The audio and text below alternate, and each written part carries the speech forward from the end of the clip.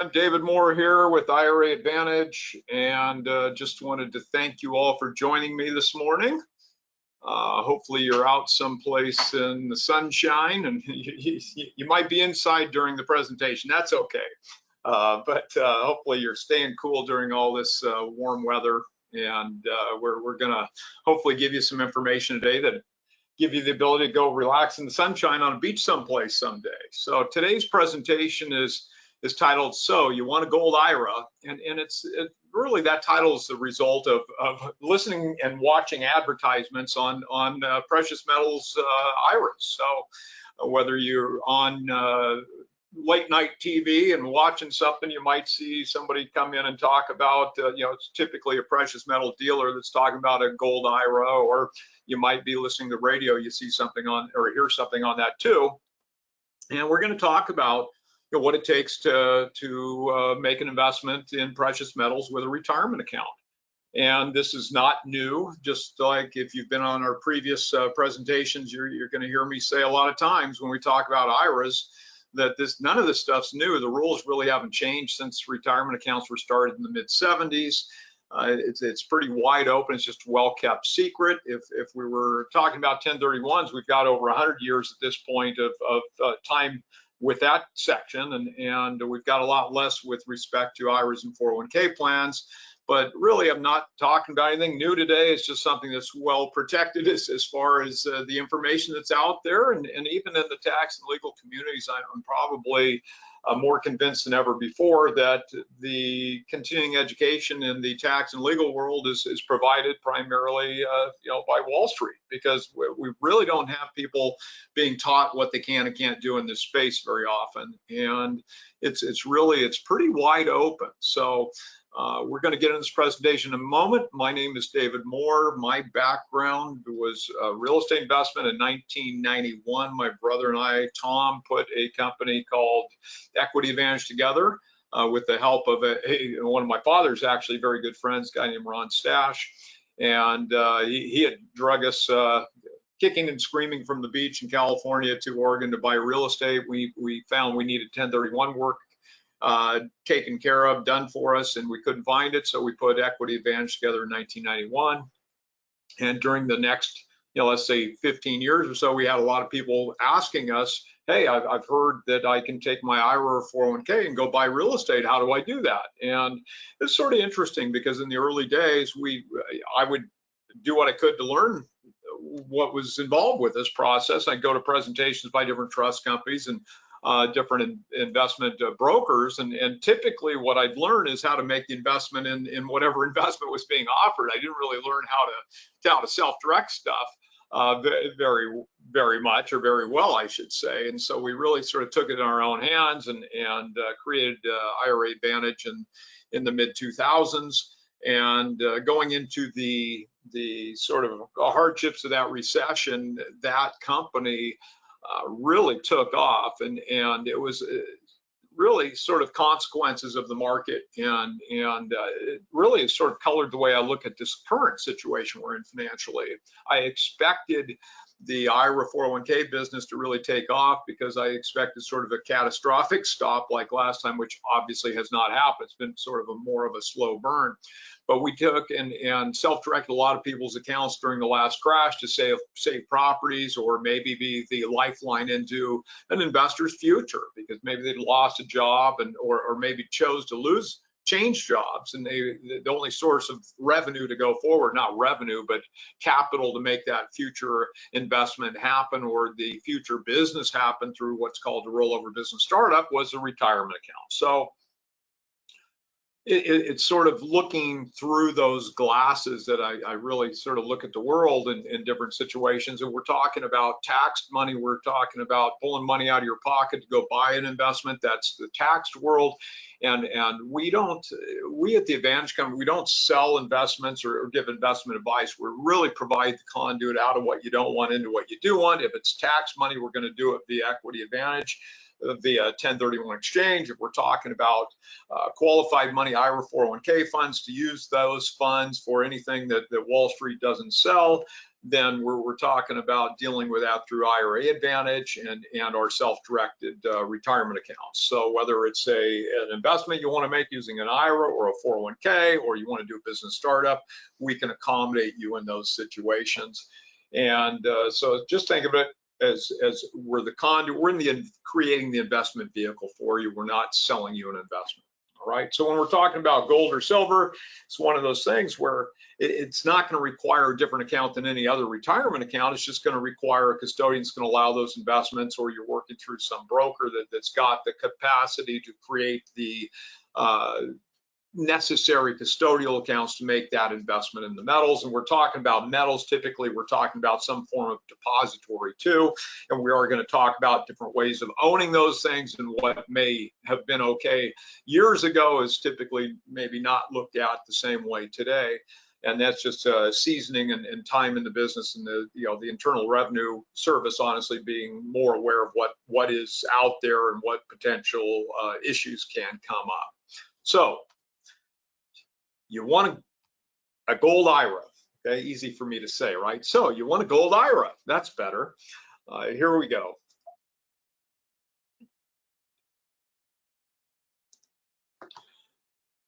As I said, if you're talking about working with us on stuff, we don't sell those investments or provide the advice. We're going to look at your situation and we're going to talk to you about it. If it's a 1031 exchange, we want to make sure we're not just doing an exchange for the sake of doing an exchange. We want to make sure that it makes sense for you to do it, and we're going to look at that transaction, make sure we're covering all the bases that are necessary to get it going. Now, 1031, like I said, it's been around for 100 years, over 100 years today. And the problem is there's a bunch of companies involved with that business these days.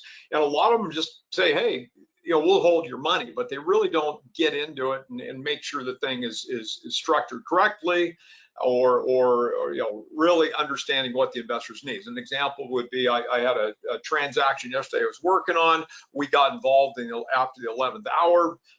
The escrow didn't know it was going to be an exchange, and then it actually put it together with another company, because they just, the person just wanted to do it, and the taxpayer actually wanted to work with us on the thing. Well, the exchange had been put together by another company, had just been put together in one person's name, and this person happens to be having some very, unfortunately, heavy health issues, and their future is not real long in nature, let's say, and so they're doing a lot of estate planning, so they're having to add the spouse to title the things. Well, the exchange had been set up just in his name, not in their name, and so when we got involved and started saying, okay, hey, what's going on with this stuff? What are you trying to do? Where are you going with it? And anytime we're looking at a transaction, we want to know, who's on title and who's going to be on title of replacement, what's going on with this stuff. That's one of the biggest issues with an exchange. And the bottom line is the transaction just been put together by somebody that really didn't ask any questions, and it wasn't not going to take care of the investor's needs. So we actually repackaged things, redid everything. So, and we're going to tell you if it doesn't make sense also. But we're looking at the retirement accounts. There's so much misinformation out there that first thing we're going to do is really want to know what type of account you've got, what you want to invest in with that, and what your ultimate objectives are. I mean, you can take a retirement account and go buy a place to retire into. You just can't use that thing until it's been taken as a distribution. You want to buy metals? Great, fine. We're going to talk about making that investment in metals via a quote unquote gold IRA. We're going to talk about making that investment via a truly self-directed IRA, via a checkbook IRA, for example, or IRA LLC. And we're also going to talk about making that quote unquote precious metals investment, creating a new business and literally mining this stuff. So depending on what you're trying to do, I mean, it's not just a simple one sentence answer that's going to provide you with what you need to know. We really need to understand what your objectives are and talk through that stuff. So the best thing you can do anytime you're contemplating one of these transactions is pick up the phone, give us a call, and we're going to go through the stuff. So if we're talking about tax money, we're looking at 1031s. If it's real property, personal property, we lost in 2017. Trump's 2017 tax reform is scheduled to sunset, whether it's renewed or not. Hopefully we'll have the ability to do personal property transactions again. Obviously, it may depend on who gets elected president. And so anytime we're doing these presentations, we put a date on them. So for future context, this presentation is being given in July of 2024. We're talking about laws that exist today. You might watch this 10 years from now. Some of the things might have changed. But in today's context, we're going to talk about what you can do today. So IRAs are going to be a whole different situation than 1031. We can actually combine 1031 transactions with investments with your IRA also, and that's another conversation to have. But give us a call. The only dumb questions are when you don't ask. So what is a gold IRA? I mean, there's really, I would say there's no such thing as a gold IRA. There are companies that will, sell you precious metals, and they have arrangements with depositories, and their objective is to sell you precious metals. And really what happens is that you've got to look at the retirement account you have today.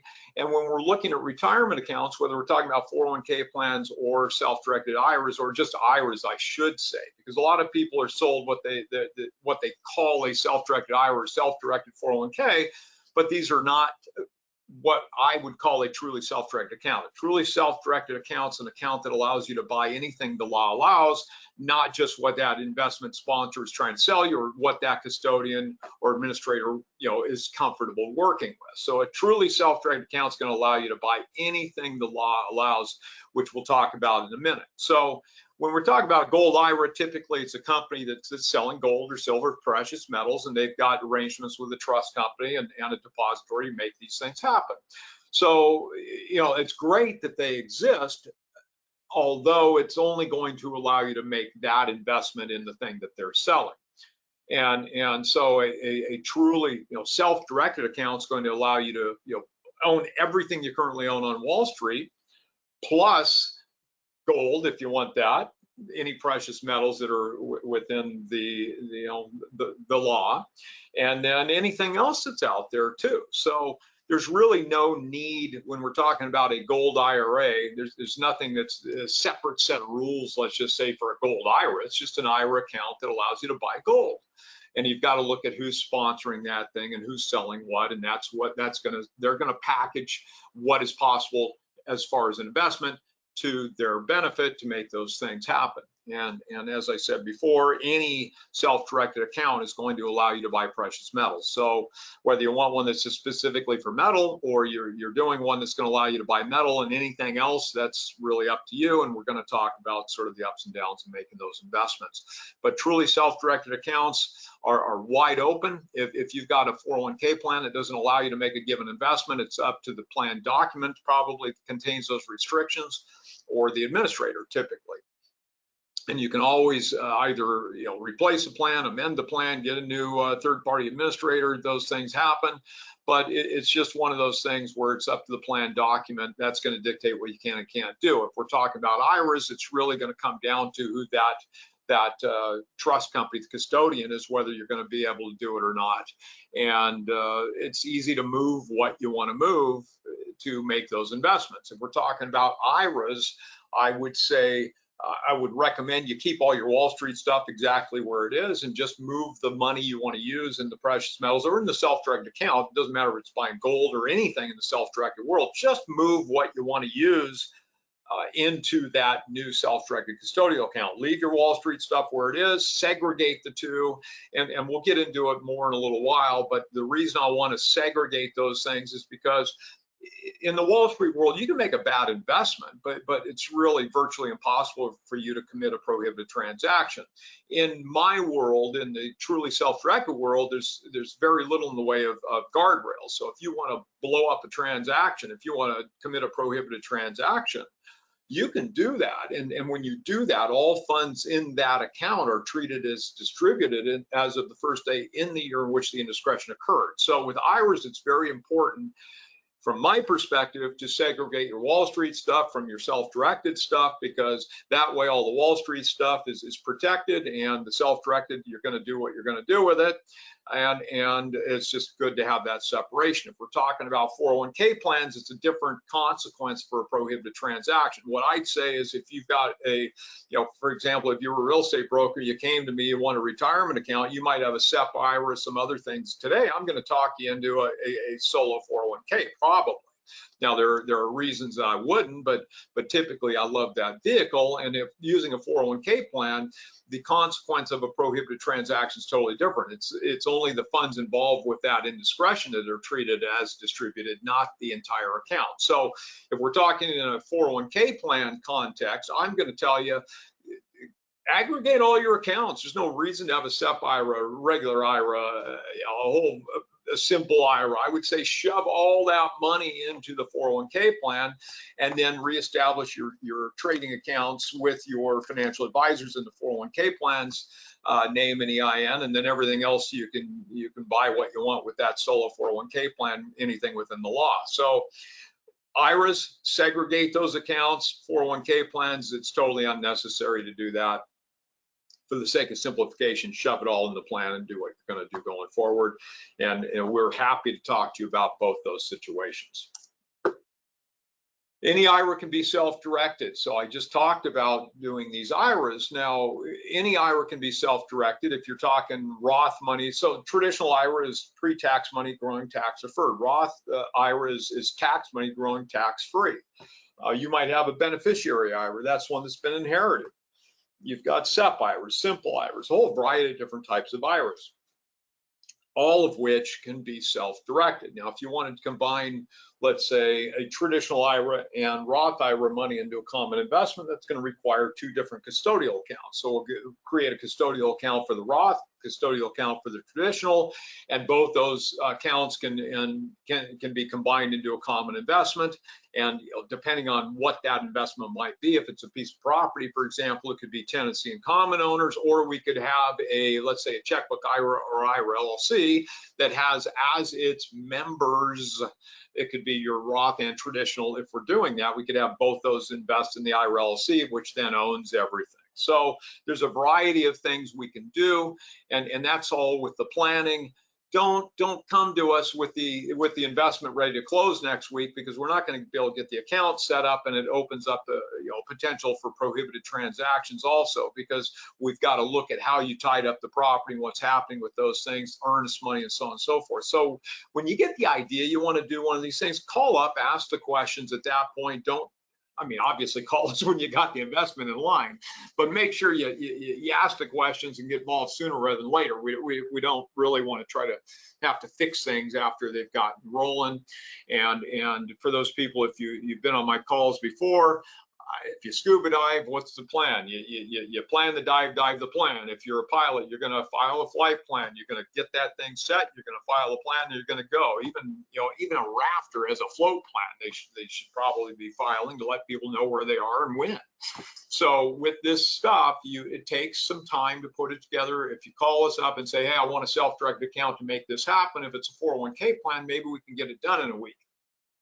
If it's an IRA, it's probably going to take us 2 to 3 weeks to create the custodial account and everything else that's needed to be done to get it there and get the money all where it needs to go. So really take the time to think about what you're doing, plan the stuff out, ask the questions, and we're going to really have that time to enjoy and structure it correctly and keep you on the straight and narrow, so we're going forward correctly. Now, as I said, any IRA can be self-directed. When we're talking about 401k plans, it's different. A previous employer plan can be self-directed. A current employer plan, if you're under 59 and a half years old, we're sort of stuck. If you're 59 and a half, you can take an in-service distribution, roll that money into a self-directed IRA. So really, if we're talking 401k funds to fund that investment vehicle, it depends on your age and whether it's a current or previous employer plan. I've actually had business owners step away from their business for a period of time to get access to their funds. During the last crash, I had investors quit their jobs to get access to this money because their particular 401k plan didn't allow them to go to cash. They were so concerned about what was happening in the market at that point in time. So really, just once again, understand where you are, what type of account's going to source this thing, what rules are going to apply in your situation.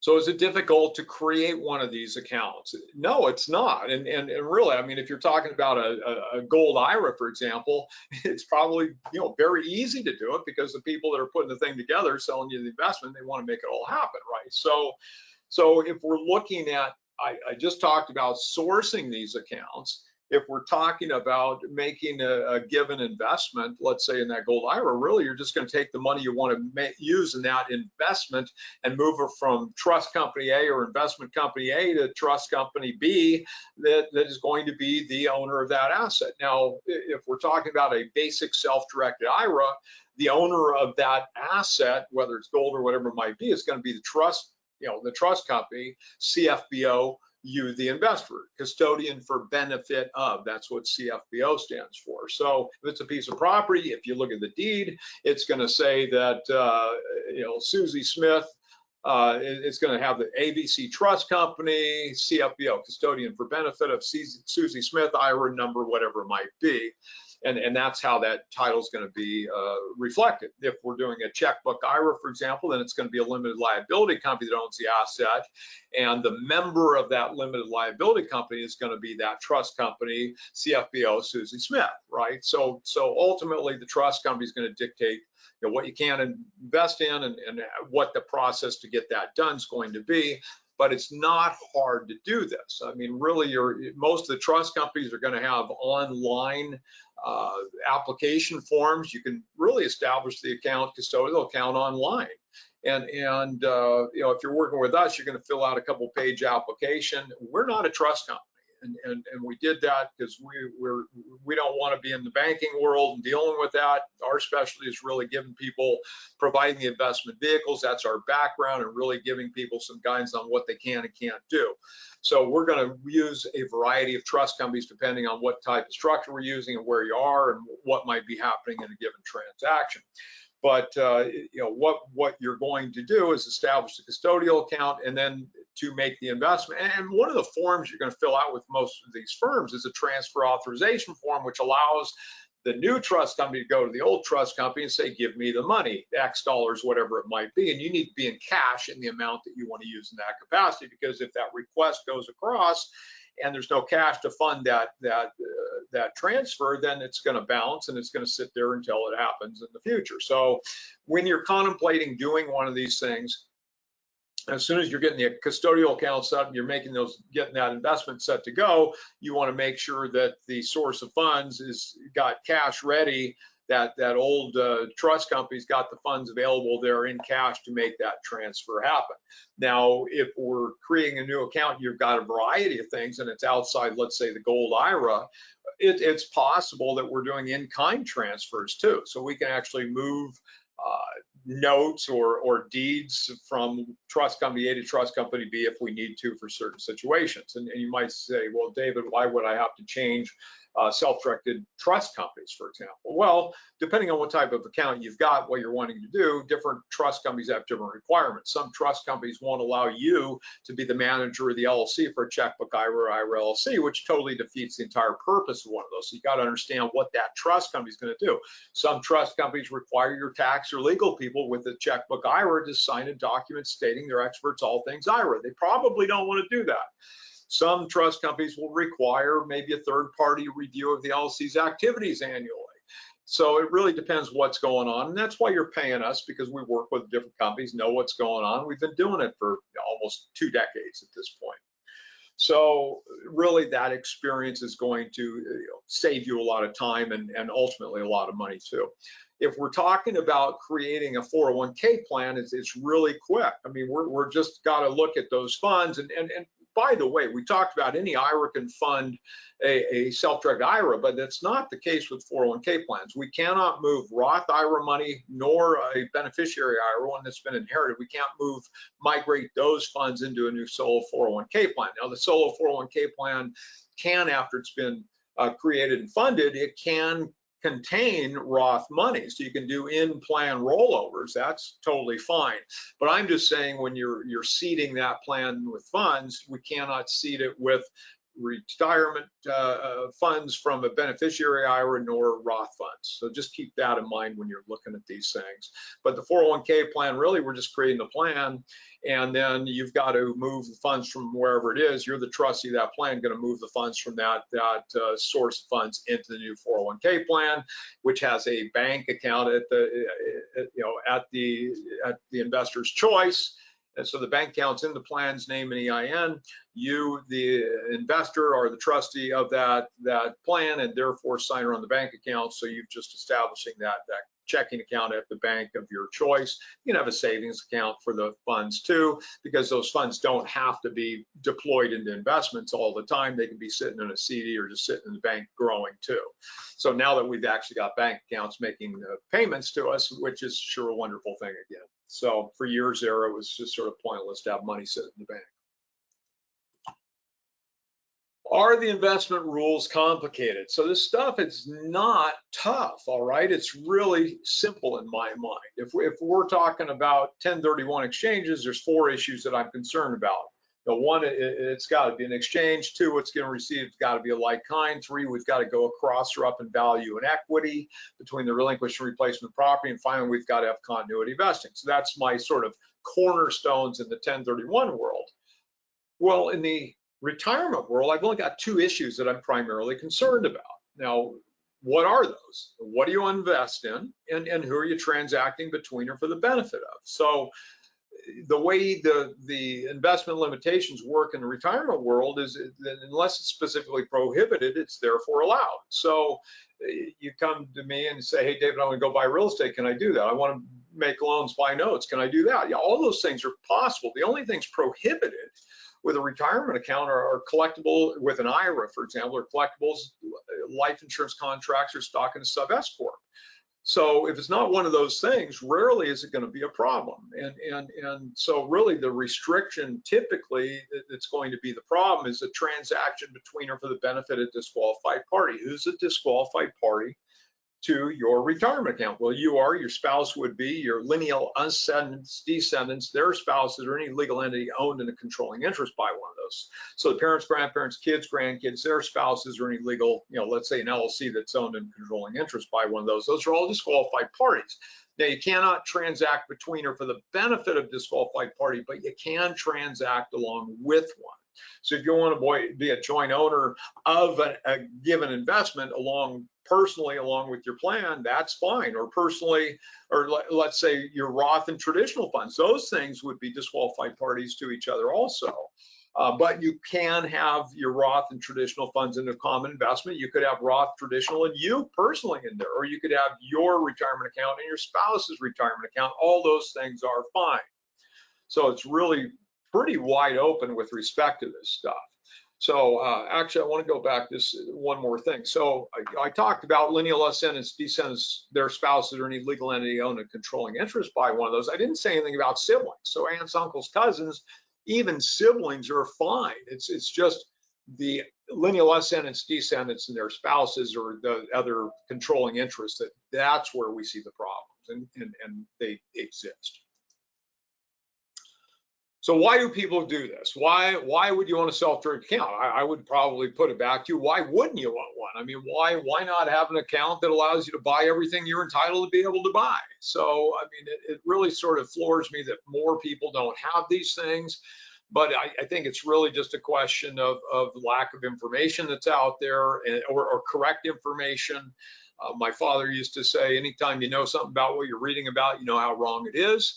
But people come to us because they want to broaden their investment menu. They want more flexibility, and they want to be able to do what the law allows them to do. So why do they do this? Virtually unlimited investment options. Like I said earlier, unless it's specifically prohibited, it's therefore allowed. Greater financial control. Literally buy what you want, when you want, as you want, from whom you want. You're not limited to any particular investment menu. It's literally wide open for you. Invest in what you know. And I always sort of joke about this in presentations, and I shouldn't because it's sad, but I mean, Martha Stewart, I'm not her biggest fan, but I got to say, she is clearly not the biggest threat to investments and the biggest violator of insider trading, and yet she's the one who got in trouble. Did you know that politicians or representatives aren't encumbered with that whole thing with insider trading? I mean, they can use specific knowledge of stuff, and we cannot. So if we look at, that's with respect to Wall Street. So if you've got specific knowledge, something in a Wall Street investment, that's insider trading, you got issues. If we look at self-directed accounts, if you're a mortgage broker, you want to take your retirement account and use it for loans for people, you can do that. So I would say, why not invest in what you know? Because it's your retirement account. You want to be conservative on this stuff. You want the highest, safest yield you can get on it. You don't want to take chances. And that is something I guess I would say that's interesting to me about the retirement side of our businesses. I might handle somebody's 1031s for 20 years. I never see them, right? And they literally, when they sell, they literally give us the money. And it sits here until they buy what they buy, but I don't see them. So I might work with somebody for 20 years on 1031s, and all of a sudden they decide they want a self-direct account, and they come in to meet us. I would love to see our investors all the time, but they'll come in to meet us, and I say, well, gee, why are you here now? And you haven't been, the whole time we've been handling exchanges for you. So, well, this is my retirement account. I would look at all your money and look at it as retirement, right? So I really don't understand that difference, but I think what it does is it exhibits people's sort of nature of thought when it comes to retirement accounts. They're more conservative. We're talking about people that have had the wherewithal to put the money in the account and then keep it there and keep it growing. And when we're looking at these self-directed accounts, they are more conservative with this stuff. They want to do the right thing in general. Have we had people that just do the wrong thing? Yes, they've committed prohibited transactions, had problems. But I would say in general, people are very conservative with this stuff. And I think when we're talking about lending, we're going to talk about non-recourse debt a little while, but we're looking at sources of non-recourse debt. They're few and far between. And I would say, I would sort of argue that a retirement account borrower is going to be a much better risk profile than somebody walking off the street getting a loan, because they've worked so hard to get the money in there and they don't want to have a problem with it. So virtually unlimited investment options, greater financial control, invest in what you know, increased investment flexibility, real investments, not alternatives. Look at the title of this presentation. So you want a gold IRA. What is that? That's a tangible asset, an inflationary hedge. So they're typically looked at as more conservative, and yet what are they called? What's real estate called in the investment world? What are precious metals called in the investment world? Alternative investments. It drives me crazy. Name an older investment than real estate or precious metals. So they're time tested. They are very tough to lose, right? I mean, gold, I guess, could be stolen, but you're not going to have a situation where it just goes away. If you're looking at a piece of property, the only way property is going to go away if it's unencumbered is if you just don't pay any property taxes, and you got to do that for a while before the government's going to take the thing. So they're there, they're real, they're tangible, it's there, and it's not going to go anyplace. So take advantage of today's opportunities. What are you going to do that's going to get you where you want today? And what do you see as the best investment avenue today? Community-based investments. What do I mean by that? Well, if you see opportunities locally or you want to make a difference locally, you can do that. So you can literally invest in your community and make a difference where you are. Finally, security. Well, when we're looking at a self-directed account, the money is literally where you choose to put it. It's not, halfway across the country with some investment firm you don't know anything about. It's literally in the bank that you choose to house. If it's a checkbook IRA, the IRA LLC's bank account, or if it's a 401k plan, that 401k plan's bank account. So money's literally where you put it. And so I would argue that you've got more security and you should be more comfortable with those things. And these are just a few of the reasons people come to us for these accounts. What do we hear as far as objections? So I would say first and foremost, this money is yours, okay? Your retirement account is nobody else's. It is your money. So why not take advantage of that? It's your money to use as you choose to invest it. And really, we are limited by the type of account and what, like I said, if it's 401k plan, that plan may contain restrictions. If it's an IRA, you're going to be restricted by the trust company or investment company you're working with. But why not have these accounts that can go do what you want? So one of the big arguments, as I said at the top, my background's real estate. Our objective when we put this side of the businesses together was to give our investors more funds to go out and make the investments they wanted to make. which were typically real estate. So when we talk about taking IRA funds or real estate or 401k funds to go buy real estate, one of the big objections from Wall Street is that, well, why would you do that? Because you're going to lose long-term capital gains tax rates. Well, that's true, but there's nothing you can buy with an IRA or 401k that's going to give you those long-term rates. So really, it's a pointless statement to make. It's true if you're saying, well, gee, David, am I better off pulling money out of my pocket to go make this real estate investment or using my IRA? I'm going to say, well, if it was only one, you can only use one or the other. I'm going to tell you, pull money out of your pocket. But if it's just truly a question of what's the highest, best use of the money, why wouldn't you take that money and go buy what's going to work for you? And the loss of long-term capital gains tax rates on an IRA or 401k held piece of property, it's really a pointless statement, because it doesn't matter what you own with those accounts. It's all going to be taxed the same way when you pull the funds out of that, take the funds out as a distribution at some point out of the IRA or 401k. Second objection. Most real estate, I would say, is probably encumbered at some level, and so one of the arguments is, well, gee, why would you take your IRA or 401k and go buy real estate when you can't leverage? Well, it's totally untrue. You can leverage it, and it's just got to be non-recourse IRA compliant or IRA 401k compliant debt. So, once again, it's a misstatement by people that don't know or have an agenda of giving you the wrong information. What about RMDs? Since real estate's not considered a liquid investment, what's a good side about a non-liquid investment? It doesn't go whoop-de-doo all the time. It's not the roller coaster that maybe some other stocks do.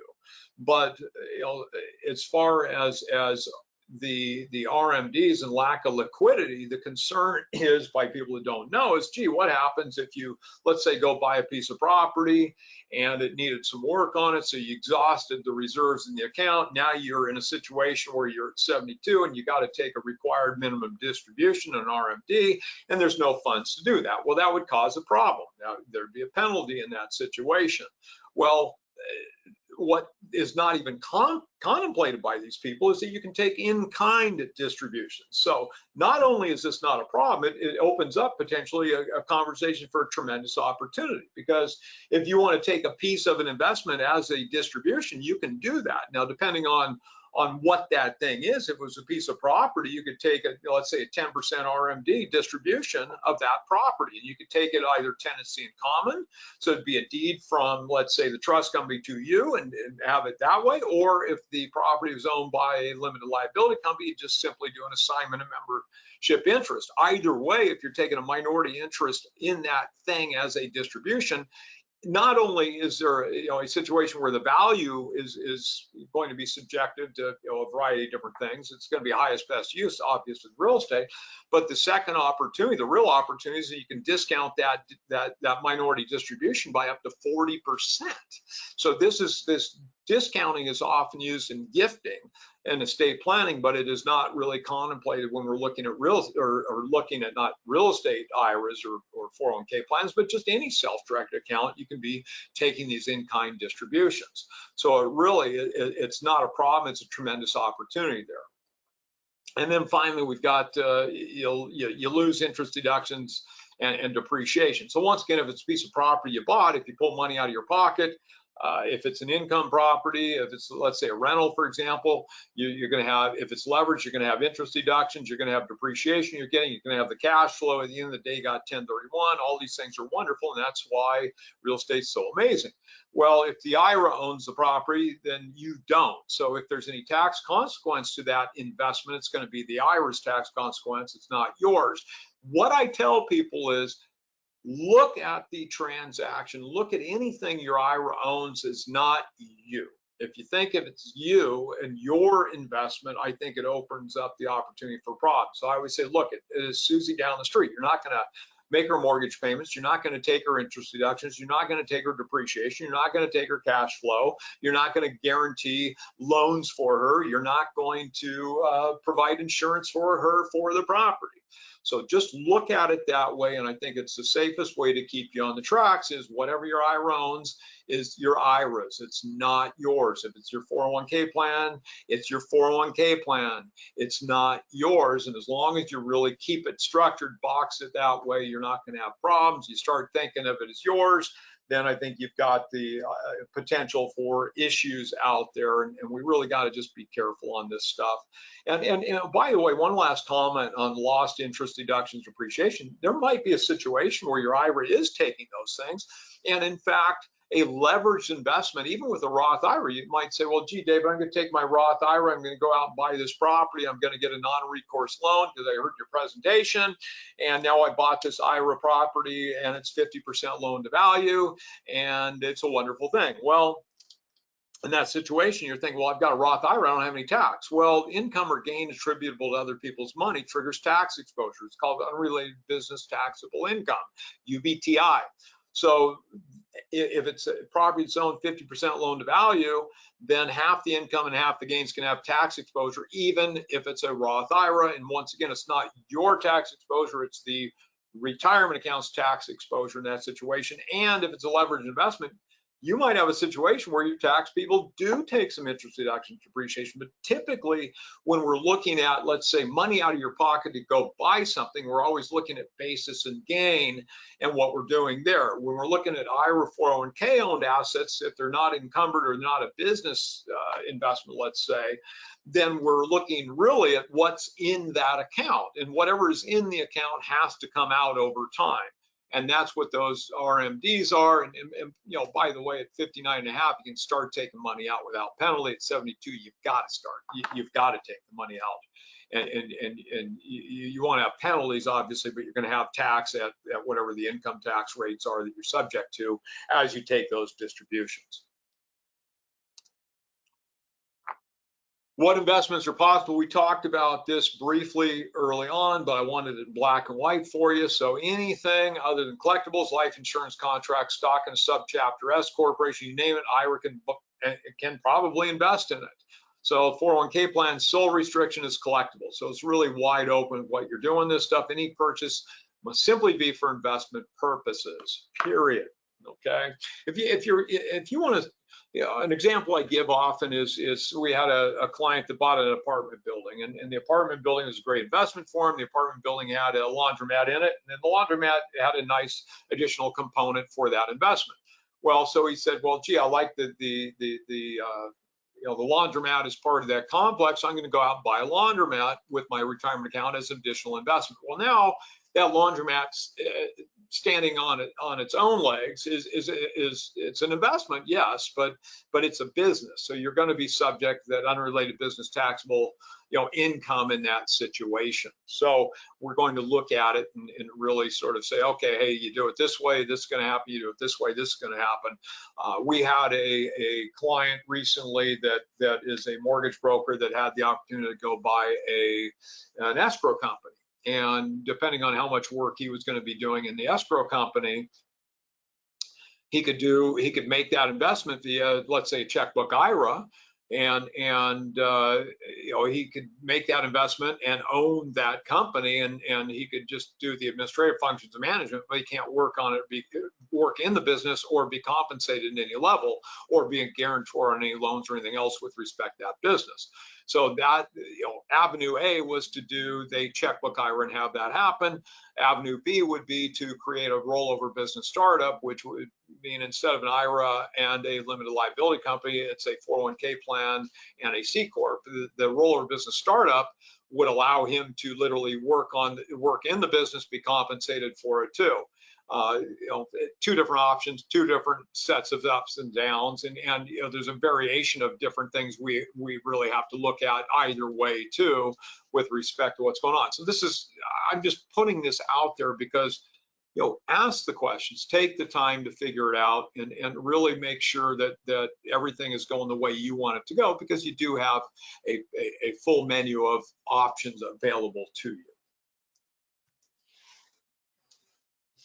So what's the title of this? So you want a gold IRA, right? So what can we buy with, you know, what kind of metals can we buy? And really it boils down to purity more than anything. So if you're going to go out and buy precious metals, you know, and this is where those gold IRA, you know, companies, I mean, that's what they specialize in. They're going to sell you things that are compliant and keep you, you know, clean. And what I mean by clean is they're going to structure it in a manner where you're not going to have an opportunity to commit a prohibited transaction, because they've got the relationship with the trust companies that are setting the things up. They're going to be setting up the depository for the metals. All that stuff's all going to be turnkey for you, and you just basically have to decide how much money you want to spend and what kind of mix of qualifying metals are going to be there. But really, when you're looking at collectible coins, they're not going to qualify. It's got to, the purity's got to be high enough to be qualify for IRA 401k funds, and you want to investigate this through companies that don't just sell precious metals, but specialize in IRA 401k compliant metal investments. And that's what you're looking for when you come to this space. So don't just buy from Joe down the street that sells precious metals. Make sure you're working with people that understand what does or does not qualify, so that you're not getting in a situation where you're going to be having a problem there. And then, historically, there might have been, years ago, we were, had situations where, let's say, somebody wanted to take physical custody of the gold, and this is something that's really I would discourage in this day and age, but historically you might have been able to do, let's say, a checkbook IRA, and the checkbook IRA goes and buys the metal, and then bought a safe and put the safe in your house, and you put the gold in the safe in your house. It's not something we'd want to see you do these days, because there's some rulings, not letter rulings, but rulings that came down where that was a problem. So talk to the sponsors of these investments. Make sure that they're all on the same page, the trust companies you're working with on this, and you're going to want to use some type of depository just to be conservative in today's world. And I would say with the 401k plans, sort of the same situation. Don't take the 401k funds, go buy the metal, buy a safe, put the safe in your house, and the gold in your safe. The court case where it was really problematic is they had personal assets and the gold in the same thing, which really commingling those things. I would just keep it totally separate, and really be careful with this stuff, because like I said, it is your retirement, and you don't want to take chances, because the cost of a prohibited transaction with an IRA is really catastrophic, and we don't want you to do that. So the investments are wide open. The issues are the disqualified parties, and we talked about this page, so I'm not going to spend much time on it. Just keep in mind, you keep the funds, keep the assets. There cannot be a benefit to a disqualified party. David, what do you mean by a benefit? Let's say you buy a place at the beach someday you're going to retire into. Could you use that property at any time? The answer is no. Could your kids use the property at any time? The answer is no. Could you buy mom a condo to live in with your retirement account? The answer is no. So any transaction between or for the benefit of disqualified parties, a prohibited transaction. We want to be careful with that. So the disqualified parties are, once again, your lineal ascendants, descendants, their spouses, or any legal entity owned and controlling interest by one of those. And if you want to buy the place at the beach to retire into, what you're going to do, you're going to buy the property, you're going to hold it as an investment, and before you ever use that property, you're going to take that property out entirely as a distribution. And as I said, you've got a couple options there. If you take the entire property out at one time, they're going to require, they as in the trust company, your tax people are probably going to want to see it too, but they're going to want some form of appraisal on that asset, because is there an opportunity to say a $500,000 property is worth 400 grand? Yes, there is that possibility. So we want you to, once again, get a professional opinion of value on that thing. And then I guess another comment about taking your retirement account and buying these things. Now, if you're a broker and you've got a client that buys a piece of property, for example, let's say through you, maintain that relationship with the taxpayer, because every year they need a valuation of that property provided, right? So if every year you're providing them that broker's opinion of value, comparative market analysis, whatever you want to call it, if you're providing that throughout the investment life, when they go to sell it, I'm hoping that you've taken care of them, you're going to get that listing. Once again, if you're the investor, you're going to be maintaining those relationships with the real estate professionals that you work with, because you need those valuations done every year. It's not like Wall Street, where at every second of the day, you know what a stock is valued at. real estate's subjective to a whole bunch of different things. So just be aware of that. And if you're the broker, maintain those relationships. If you're the investor, maintain those relationships. When you're taking a distribution, if you take the entire asset out at once, typically a trust company's going to want an appraisal on that thing to show the value of it. If you're taking minority interest distributions, which also give you the ability to do those discounting, then you can do that. You talk to your broker and they can provide that CMA or broker's opinion of value once again. So depending on what you're taking out, it might require different ways to validate the value of what's happening there. And then keep in mind that in-kind distributions, the wonderful thing about in-kind distributions is the valuation opportunity, the discounting opportunity. But the negative of an in-kind distribution is that you're taking something out, triggering tax without receiving the funds to pay the tax obligation. So you need to make sure you've got a source to pay that tax obligation. And a lot of times people will take out, let's say, a piece of property over a couple different distributions. They'll take one maybe close to years into minority interest. They'll take the balance of it out pre-tax return time. And after they've taken the property out entirely, they will then engage let's say a mortgage broker, do a cash out refinance of the property, which pays the tax obligation they incurred. So that's how you get the thing out without having to come out of pocket money to take care of it. And now you own the property, you do what you want with it over time. And same thing, it doesn't have to be a piece of property taken in kind. Maybe the gold, maybe you say, hey, gee, I don't want to sell this stuff, I got to take an RMD. I want the gold. We'll take the gold in kind as a distribution. So once again, in-kind distributions are something that's very attractive. It's something that people don't really think about in the Wall Street world much, but it's something that we deal with day in, day out all the time. So lots of opportunities. Most common examples of prohibited transactions where we see things, somebody ties up a property because they've heard they can go buy a piece of property with their IRA, so they tie it up personally, and then the purchase sale agreement has a right of assignment, so they think, well, gee, I'm just going to simply assign the purchase sale agreement from me personally to my retirement account. That's prohibited transaction, or potentially a prohibited transaction. I won't say it is, but definitely has more potential to have that considered by somebody in an audit. So we don't want to see you do that. If you've done that, I would say tear up the PSA, write a whole new one when the account's established. That'll allow you to make the investment. Now think about your ability to fix a purchase sale agreement. And I wouldn't do the assignment. I would literally tear it up, replace it.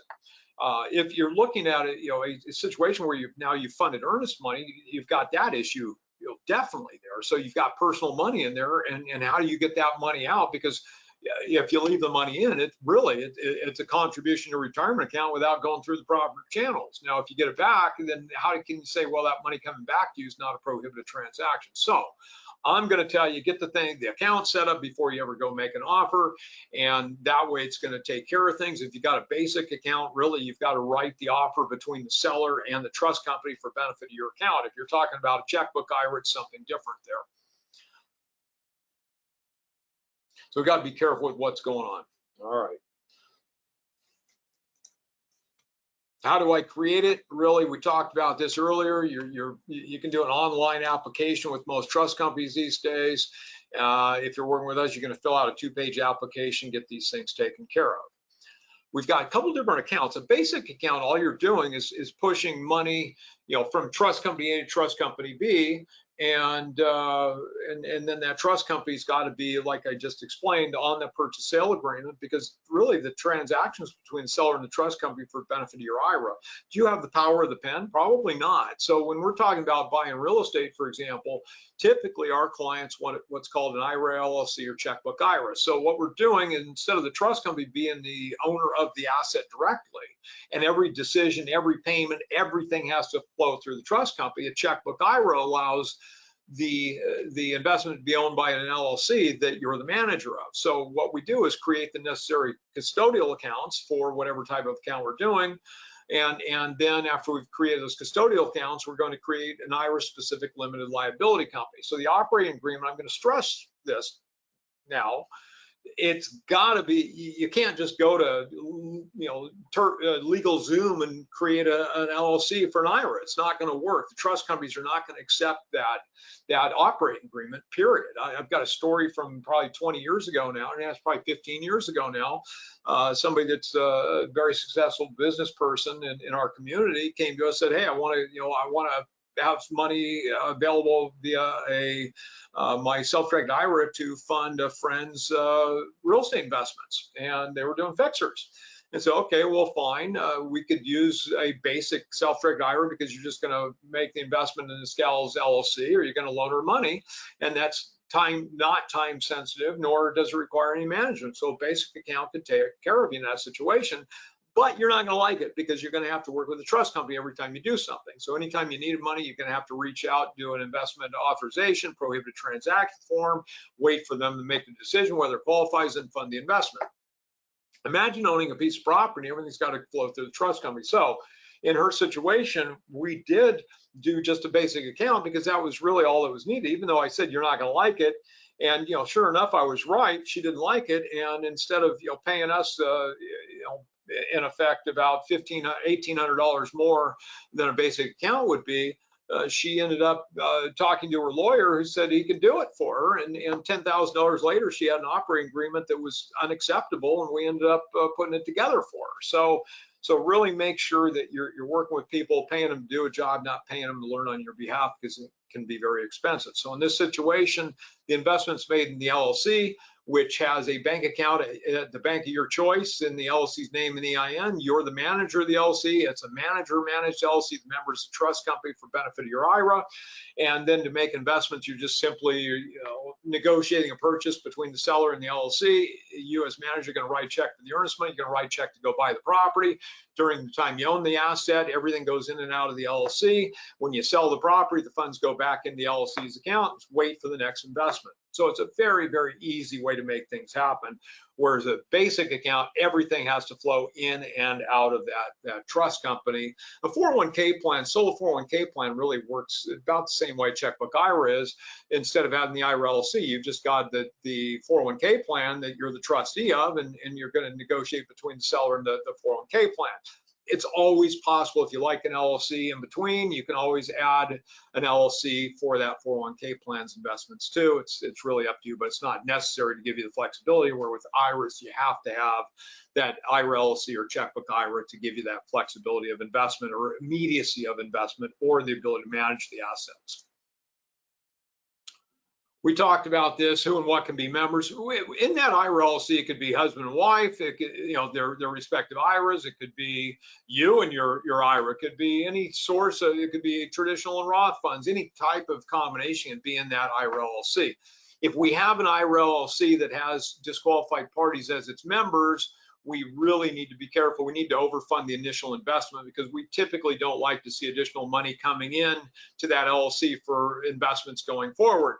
So if for some reason funds are required in the LLC beyond what the LLC has, the only way you're going to get money in to stay in compliance is to have money come in pro rata the membership interest in the LLC. So let's say you and your spouse are in at 50-50, then the funds need to come in 50-50 out of each of your respective accounts.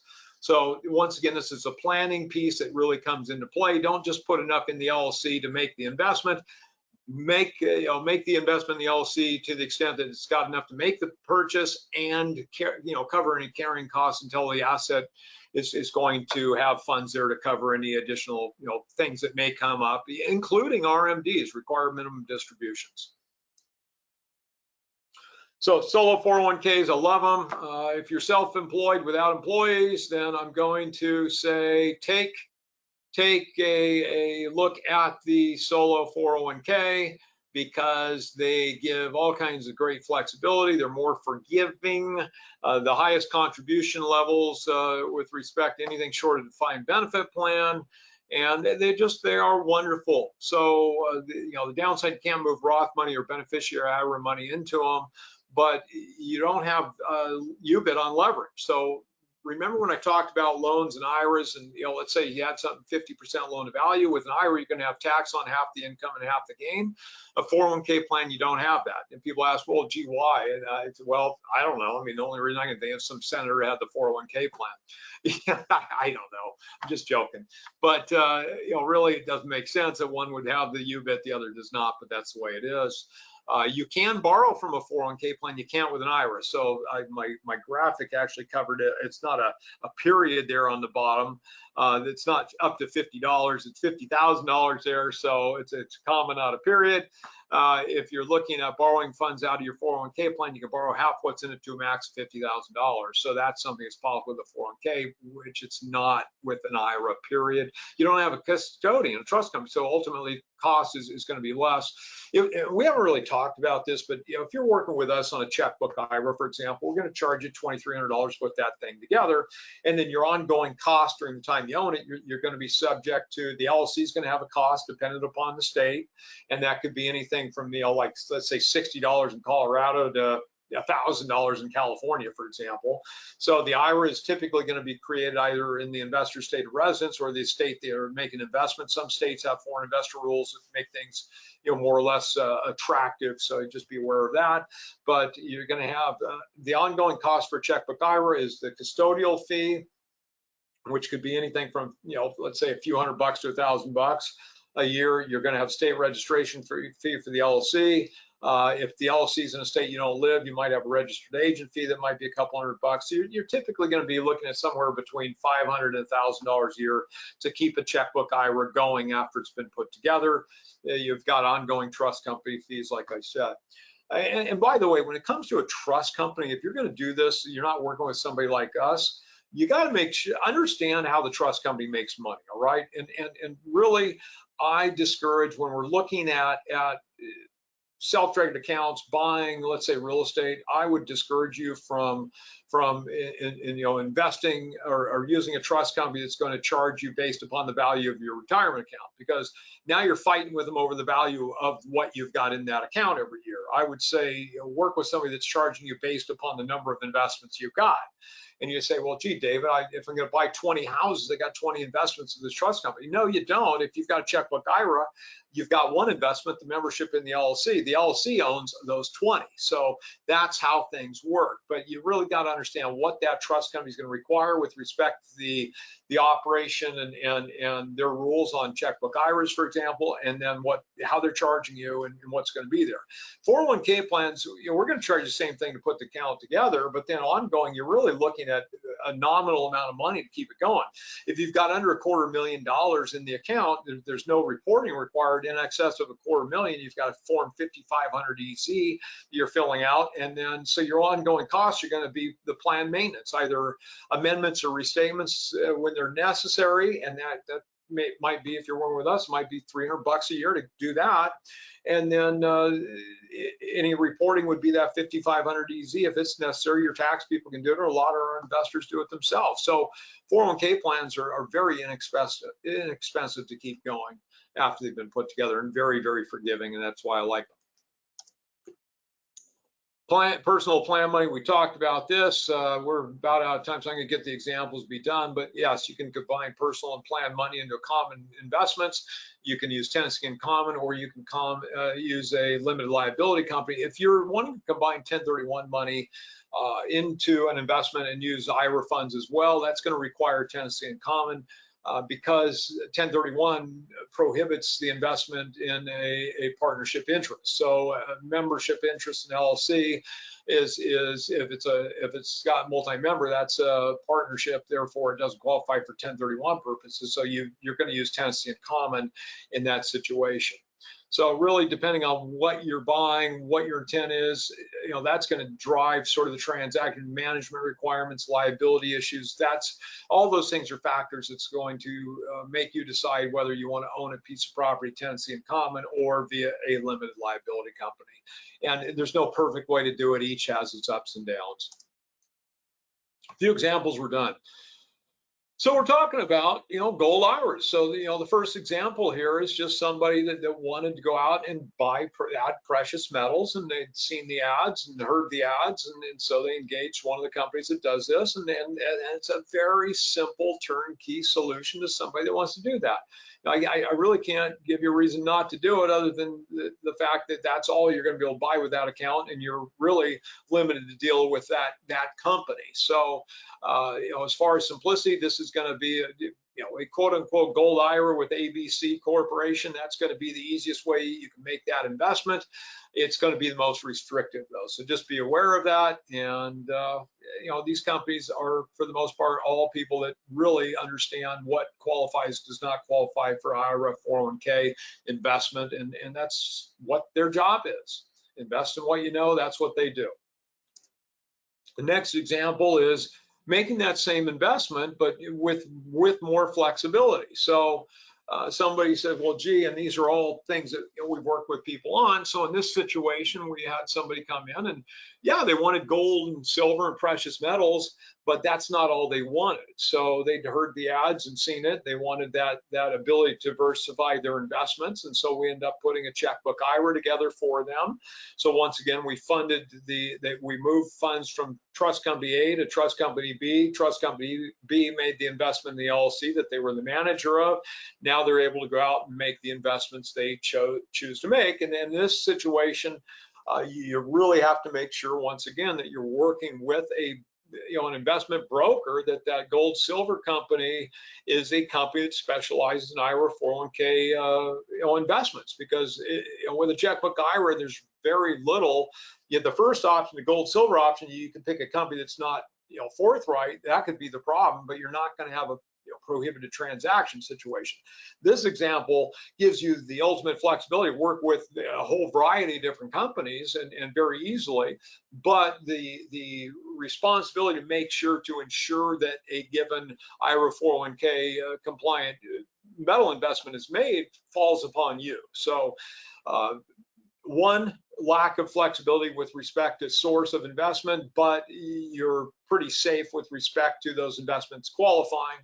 Second option gives you broad sourced opportunity, but the accountability falls to you as far as whether these investments are all going to work, and then what you're doing with this stuff, because you might buy from a broker, it doesn't require a depository, and if it's a checkbook IRA, your trust company doesn't know what you're doing. So if you bought the gold and put it in your safe at your home, is that a problem or is it not a problem? And like I said, we're going to discourage you from doing that, because we find there's case law that would discourage that from being a possibility these days. But I know that it's done. So be aware of that. The third option is for, and by the way, like I said, all three of these are examples of transactions we've done. These are not hypotheticals. But in this situation, we had a gentleman retire from high tech, and he came to us and he just said, hey, I always dreamed of buying a gold silver a mine. And so what he did is we created instead of, we could have done a checkbook IRA, for example. A checkbook IRA could have bought the mine, and he could have hired people to manage that thing, and a corporation, all that stuff, and LLC, whatever it might be. But he could not work on it in any way, nor could he cover any costs associated with that thing personally. So he wanted to actually be involved with the mining. That was a dream of his. So instead of using a checkbook IRA or a solo 401k, we ended up creating a rollover business startup, which is a combination of a 401k plan and a C Corp. So we took his previous employer funds, rolled that money into a new 401k plan. At the same time, the plan's being created, the corporation's being created, and then that corporation, the 401k plan bought the corporation bought the mine, employed him. So now he had an investment and he had a job, all with that retirement account funding that transaction. We do today require our client to put personal money in there as well.